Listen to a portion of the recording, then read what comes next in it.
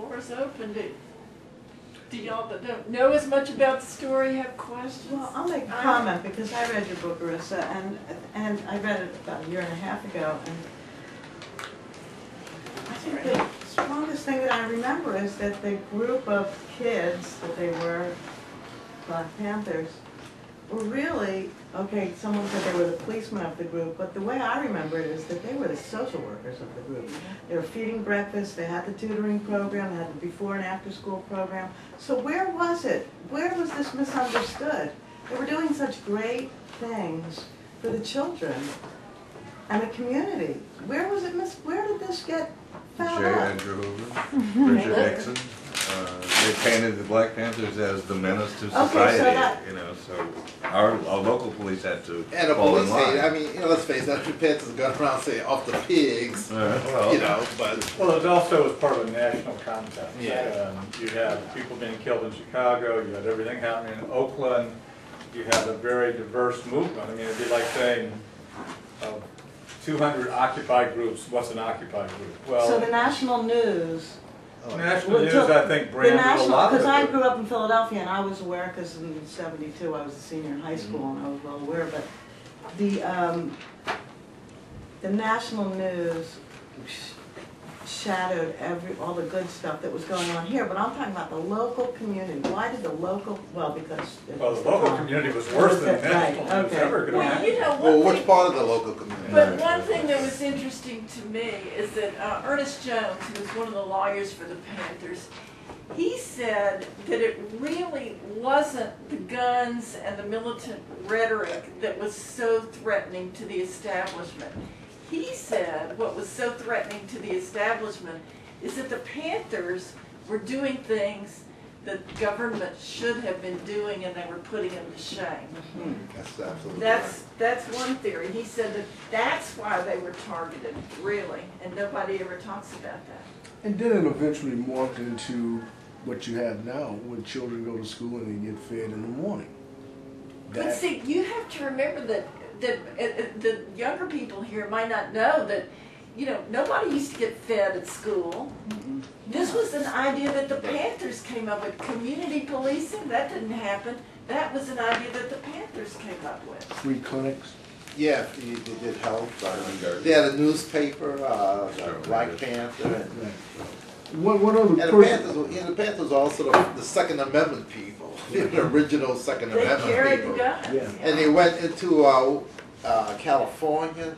They just went into like a legislature in California, I forget where it was, and with their guns. And, you know, but nobody said that, well, they had the Second Amendment right to do that, you know, so. There's a gentleman that everyone should be aware of, and this is another guy that flew under the radar. His name was William Lewis Moore. And this guy was a white postal worker who got killed in Gadsden, Alabama in 1963. And I just mentioned it to our people at our national headquarters. Taylor Branch wrote about him in Part in the Waters. Right. And what is that? Those who do not remember the lessons of history are doomed to repeat them. So, there you go. And one of the significant things, I think, after this incident, what year was the sniper? '73. Mark Essex, who had tried to become part of the Black Panther group, although they thought he was a little bit too wacko for them, but had been having a lot of issues with local police, and finally just, you know, took his shit up to the top of the tower and started shooting cops. And, you know, to me, that's what you get when you take out any avenue of organized protest or organization. Then you get, you know, crazy people who just can't fucking deal with it and wind up, you know, cutting loose on a tower.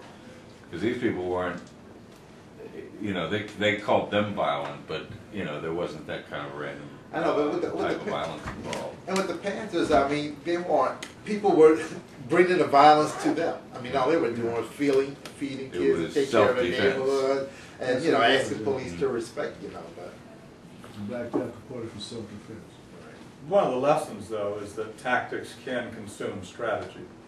Absolutely. As an organizer, you had to understand that what the Panthers were doing was a classic situation where the tactics of having guns, presenting a certain posture, whatever, absolutely, you know, consumed any strategy they had about community building and whatever. So that's not to say they weren't those things, but in terms of how it fit in the political map and how it moved people both in and out of the community, the tactics ended up devouring the rest of it. And that's difficult. I mean, that's part of what happened to the encampments with Occupy. I mean, once a tactic, once again, started devouring the entire movement. So yeah, it's just hard to keep It's interesting the you stuff say in that. the air. It's interesting you say that because they kept, what's his name, Newt Gingrich kept mentioning Saul Alinsky, Saul Alinsky, Saul Alinsky. And then when I went, and I'm familiar with him, and bingo, your name, Wade, pops up.